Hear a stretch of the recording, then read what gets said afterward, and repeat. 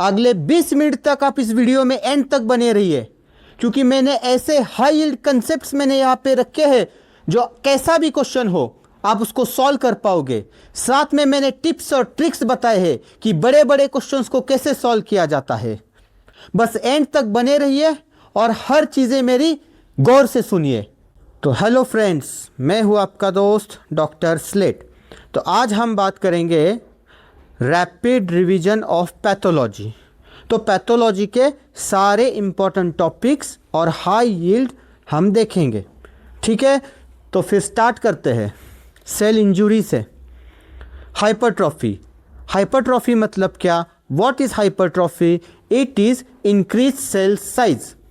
जब सेल की साइज बढ़ती है, बड़ी होती है, उसे हम हाइपरट्रॉफी कहते हैं। For example left ventricle hypertrophy in hypertension, तो इसे हम हाइपरट्रॉफी कहते हैं। सेकेंड है हाइपरप्लेजिया। हाइपरप्लेजिया मतलब इंक्रीज सेल नंबर, मतलब कि एक सेल के 10 सेल हो गए। If one cell is getting converted into 10 cells then it is known as hyperplasia. What is the example of hyperplasia? It is benign prostatic hyperplasia, जिसे हम BPH कहते हैं। थर्ड है एट्रोफी। एट्रोफी मतलब decrease cell size. अगर cell की size कम होती है, श्रिंक होती है, तो हम उसे एट्रोफी कहते हैं। अब मेटाप्लेजिया। मेटाप्लेजिया क्या होता है? When one cell is replaced to another, it is known as metaplasia.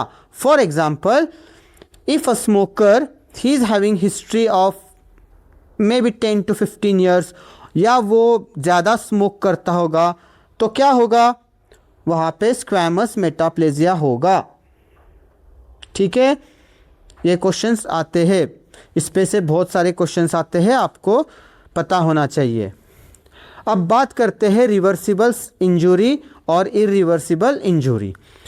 अब रिवर्सिबल इंजरी में क्या होगा? We can see cell swelling, fatty change, blebbing and ribosomal detachment. If you get the question in which it is return ribosomal detachment, then you have to tick mark reversible injury. अब irreversible injury में क्या दिखेगा? Membrane damage, mitochondrial dysfunction और calcium influx. Question में mostly जो आता है ये मेम्ब्रेन डैमेज आता है और माइटोकॉन्ड्रियल डिसफंक्शन आता है। Let's talk about type of necrosis, very important topic. All together there are 6 types of necrosis. So first is coagulative necrosis. अब कोएगुलेटिव नेक्रोसिस में क्या होगा? इसमें हर वो सॉलिड ऑर्गन जो है वो इन्वॉल्व होगा, बस एक्सेप्ट ब्रेन। तो ऑल ऑर्गन्स होगा, जैसा हार्ट हम कह सकते हैं, लिवर कह सकते हैं, ये इंक्लूड हो गए उसमें, लेकिन एक्सेप्ट ब्रेन, ब्रेन इन्वॉल्व नहीं होता। In liquefactive necrosis it is mostly seen in brain, okay. तो ब्रेन का जो इन्फ्रक्ट होता है तो उसमें हम लिक्विफैक्टिव नेक्रोसिस देखते हैं। जब भी ब्रेन वर्ड आएगा तो आपको लिक्विफैक्टिव नेक्रोसिस ही टिक करना है, ओके। तो ये मोस्टली होगा ब्रेन में। जब भी कैशियस आएगा, थर्ड वाला, whenever there is caseous necrosis it is present in tuberculosis. Fourth, fat necrosis. Fat necrosis हम देखते हैं एक्यूट पैंक्रियाटाइटिस में। फिब्रिनॉइड नेक्रोसिस हमें मिलेगा वैस्कुलाइटिस और मैलिग्नेंट हाइपरटेंशन। और जो गैंग्रीन होता है या गैंग्रीनियस होता है वो 3 टाइप्स के होते हैं, ड्राई, वेट और गैस। तो ये तीनों टाइप्स के होते हैं। तो ये टाइप्स ऑफ नेक्रोसिस है। अब न्यूक्लियर चेंज। न्यूक्लियर चेंज में 3 चीज़ें होगी। There are 3 things in nuclear change: pycnosis, karyorrhexis and karyolysis, okay. ये 3 चीज़ आपको याद होने चाहिए। अब एपोप्टोसिस। एपोप्टोसिस में क्या होगा? सेल श्रिंकेज होगा, कैस्पेस एक्टिवेशन होगा और वहाँ पे कोई इन्फ्लामेशन नहीं होगा। एपोप्टोसिस में कोई इन्फ्लामेशन नहीं होता। तो ये सारे इंपॉर्टेंट पॉइंट्स हैं। तो हमारा सेल इंजरी का हाइल चीज़ें हो गई। अब हम देखते हैं inflammation. So in inflammation there are two type of inflammation, acute inflammation and chronic inflammation. So in acute inflammation, which cells are involved? Neutrophils, ये सेल्स इन्वॉल्व होते हैं एक्यूट इन्फ्लामेशन में। साइंस कौन से होते हैं? जैसे र्यूबर, कैलर, डोलर, ट्यूमर और फंक्शोलिसा। र्यूबर मतलब क्या है कि वो पर्टिकुलर जगह रेड होना। If there is acute inflammation we can see the redness of skin, so it is known as rubor. What is calor? Heat.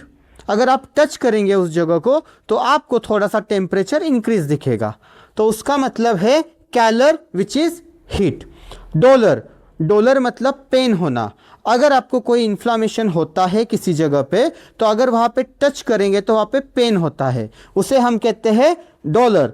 Tumour मतलब स्वेलिंग आना, ठीक है। अगर ये दोनों हाथ है और ये हाथ मेरा इन्फ्लाम्ड है, ठीक है, तो ये हाथ मेरा थोड़ा सा साइज में इंक्रीज होगा, स्वेलिंग आएगी और ये नॉर्मल रहेगा, तो उसे हम कहते हैं ट्यूमर। और फंक्शनलिसा मतलब लॉस ऑफ फंक्शन, फंक्शन का लॉस हो जाना। अब सबसे इंपॉर्टेंट चीज़ें हैं ये केमिकल मीडिएटर्स जो आपको याद रखने हैं और बहुत ज़्यादा हाई यील्ड है और बहुत बार एग्जाम में पूछा जाता है। जैसे कि अब ये हिस्टामिन है। हिस्टामिन क्या करता है? हिस्टामिन का काम है vasodilation. The role of histamine is vasodilation, very important. Bradykinin, bradykinin will create pain. Prostaglandins, prostaglandin में होगा पेन प्लस फीवर होगा। ल्यूकोट्रिन्स क्या करेगा? ल्यूकोट्रिन्स ब्रोंको कॉन्स्ट्रिक्शन करेगा। फॉर एग्जाम्पल एक्यूट अस्थमा में आप देखो ब्रोंको कॉन्स्ट्रिक्शन होता है, मतलब वहाँ पे क्या होगा? ल्यूकोट्रिन्स का रोल होगा, ठीक है। अब IL-1 एंड TNF ये फीवर के लिए होता है। IL-8 होगा न्यूट्रोफिल कीमोटैक्सिस और C5a होगा ये मोस्ट पोटेंट कीमोटैक्सिस होता है, ठीक है। तो इसमें जो इंपॉर्टेंट है वो है हिस्टामिन, ब्रैडिकाइनिन, प्रोस्टाग्लैंडिन, ल्यूकोट्रिन्स और IL-1 एंड TNF पूछते हैं। ये भी इंपॉर्टेंट है। IL-8 कभी कभी वन लाइनर में पूछ सकते हैं, सो ये इंपॉर्टेंट है, आपको ये करना है, इसलिए मैंने यहाँ पे लिखा है। तब हमने बात किए थे एक्यूट इन्फ्लामेशन, अब बात करते हैं क्रोनिक इन्फ्लामेशन। तो क्रोनिक इन्फ्लामेशन में जो सेल्स होते हैं वो 3 टाइप्स के होते हैं। पहला होता है macrophages, second plasma cells and third lymphocytes. Very important, you should remember this. Granuloma, अब ग्रैन्युलोमा के जो कॉजेस होते हैं, पहला होता है TB, second is leprosy, third is sarcoidosis, fourth is foreign body. तो टीबी, लेप्रोसी, सार्कोइडोसिस और फॉरेन बॉडी, ये याद होने चाहिए causes of granuloma. If we see in wound healing, अब ये थोड़ा सा नया टॉपिक है, इसमें से ही है लेकिन ये नया टॉपिक है। तो ग्रैन्युलेशन टिश्यू जो होता है, तो वुंड हीलिंग में ग्रैन्युलेशन टिश्यू में fibroblast plus new vessels form होते हैं, ओके। टाइप 3 कोलेजन जो होता है वो अर्ली दिखेगा आपको, तो ऐसा याद रखना है।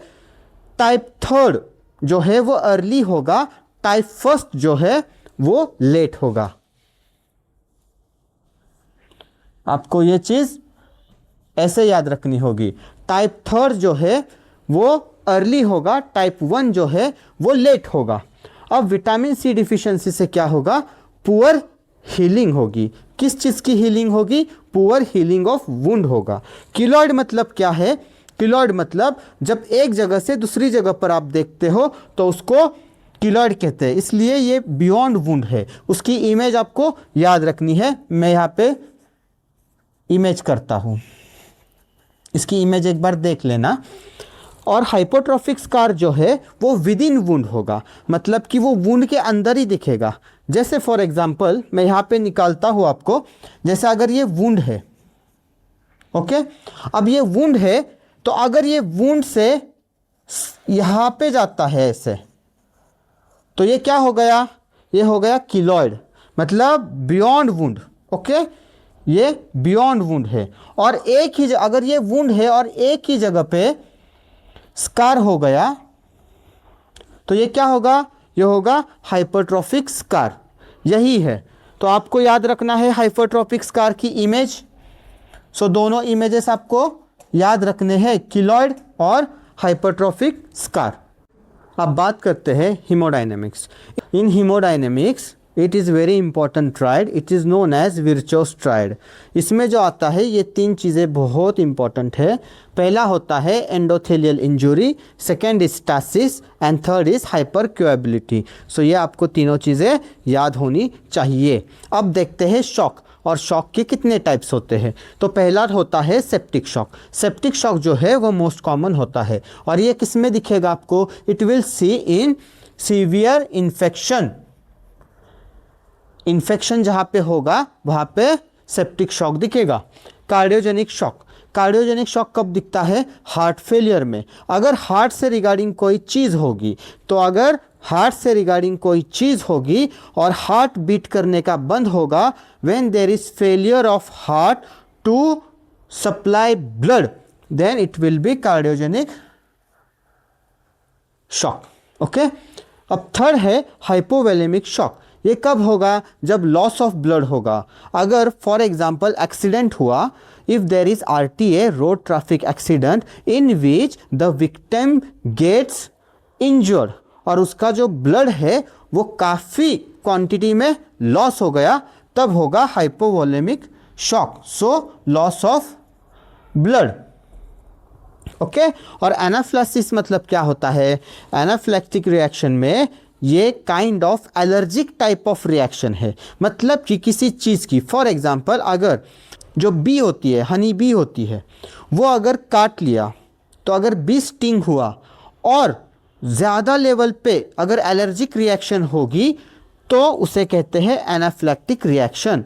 या फॉर एग्जांपल कोई ड्रग दे दिया पेशेंट को, जैसे कि पेनिसिलिन दे दिया, तो उस वक्त अगर जो रिएक्शन होगी, वहाँ पे जो रिएक्शन होगी वो होगी एनाफ्लैक्टिक रिएक्शन, इसलिए ये एलर्जिक रिएक्शन होती है।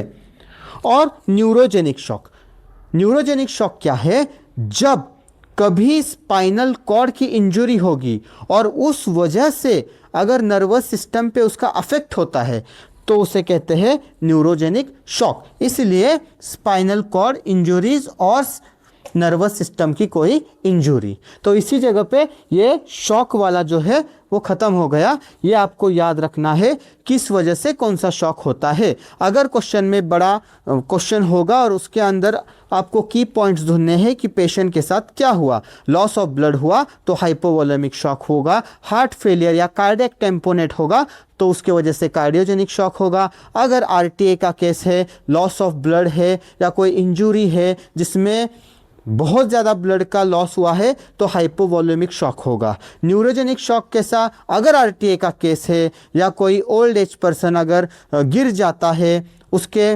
स्पाइनल कॉर्ड को कोई इंजरी होती है, तो न्यूरोजेनिक शॉक होगा। या अगर क्वेश्चन में कोई इन्फेक्शन है, क्रोनिक इन्फ्लामेशन हुआ है उसे, और वो पेशेंट सेप्सिस में चला जाता है, फॉर एग्जांपल निमोनिया हुआ, अगर वो निमोनिया सीवियर निमोनिया होता है और अगर वो ICU सेटिंग्स में पेशेंट है, अगर वो ICU सेटिंग्स में है, उसको हायर एंटीबायोटिक्स भी देते हैं, फिर भी अगर उसकी इम्यून सिस्टम रिस्पॉन्ड नहीं करती, तब जाके उसके पूरे बॉडी में क्या होगा, इन्फेक्शन फैल जाएगा। सो वो सेप्सिस होगा। जब सेप्सिस होगा तब ब्लड प्रेशर ऑटोमेटिक डाउन होगा, उसे कहते हैं हम सेप्टिक शॉक, जो कि मोस्ट कॉमन होता है। ठीक है, सो अब जो टॉपिक है वो है नियोप्लेजिया।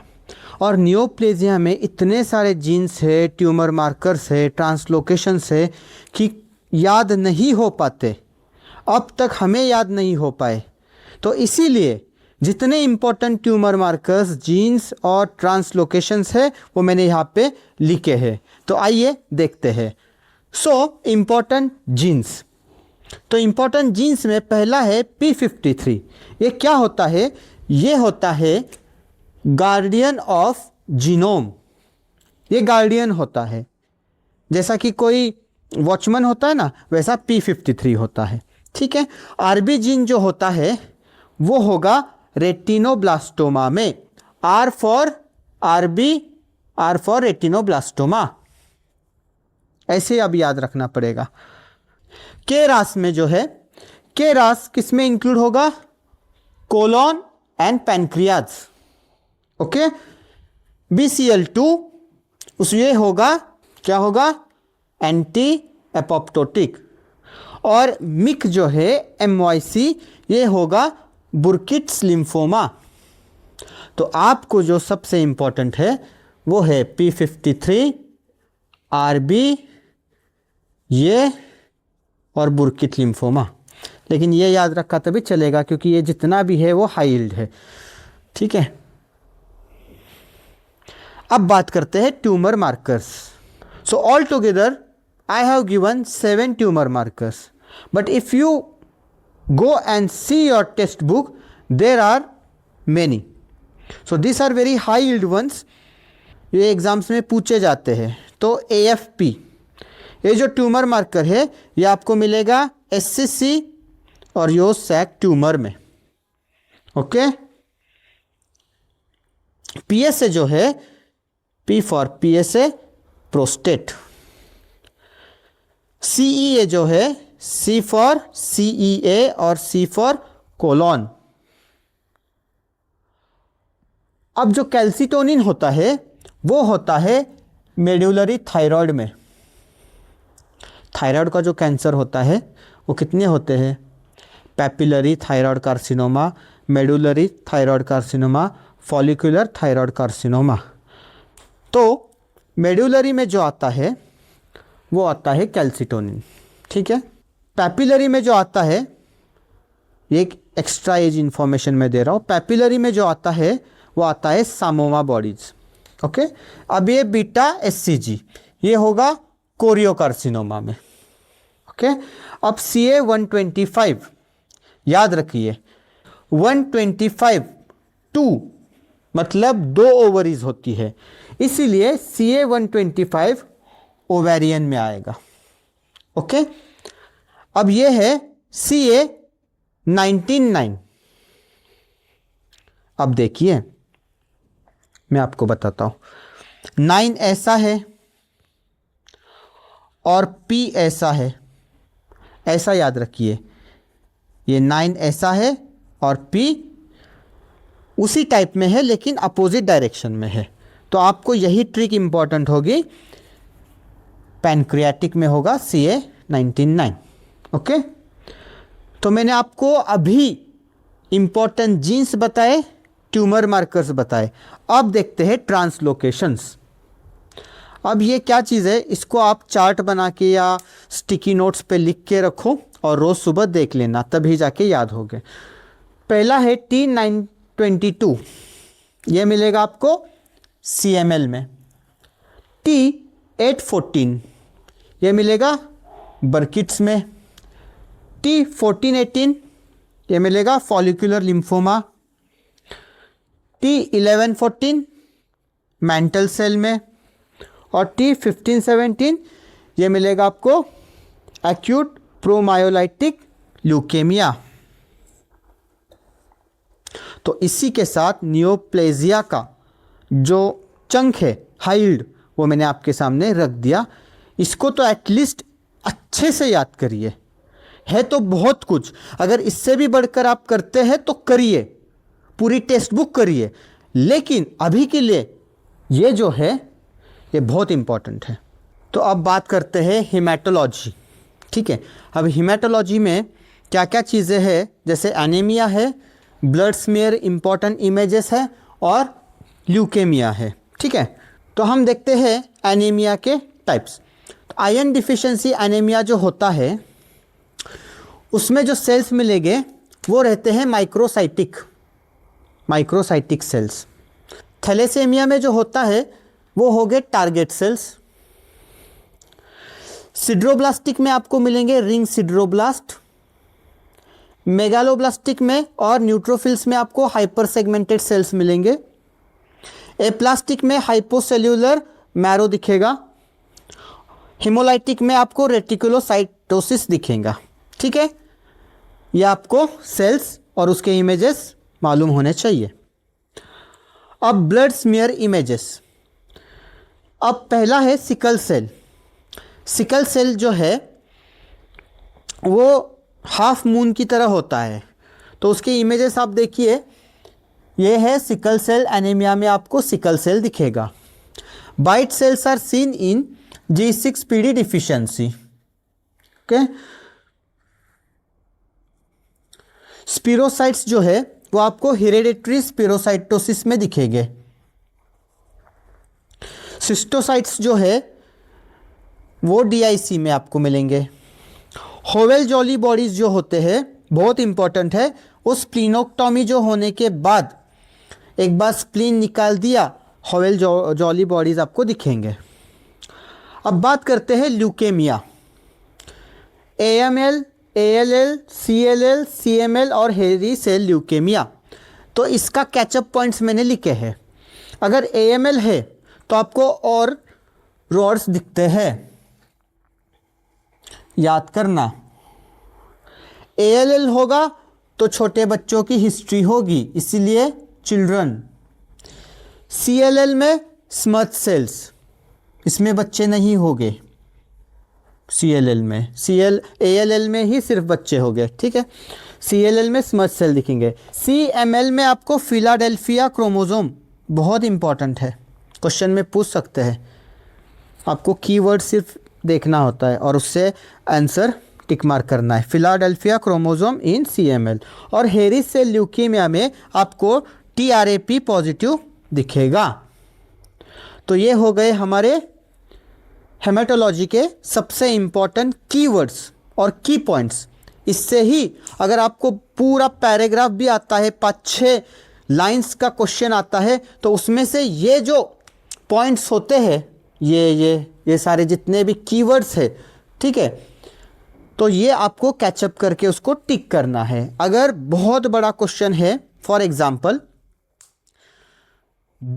6 से 7 लाइंस का पूरा बड़ा क्वेश्चन है और उसमें स्टार्टिंग में चिल्ड्रन लिखा है, उसके नीचे उसके वैल्यूज़ लिखे हैं, CBC, ये वो पता नहीं क्या क्या क्या क्या लिखा है, लेकिन चिल्ड्रन है और आपके सामने ALL, AML, CLL, CML है। ठीक है, तो आपको क्या करना है, छोटा बच्चा है ALL करना है। अगर उसी क्वेश्चन में फिलाडेल्फिया क्रोमोसोम लिखा होगा, CML करना है। अगर उसी क्वेश्चन में अगर कोई इमेज होगी और रॉड्स दिखाए होंगे तो AML करना है। तो ये जो चीज़ें हैं ये आपको क्वेश्चन सॉल्व करने के बाद इसका जजमेंट आएगा। तो आप वीडियोस भी देखिए और साथ में MCQs भी सॉल्व करिए।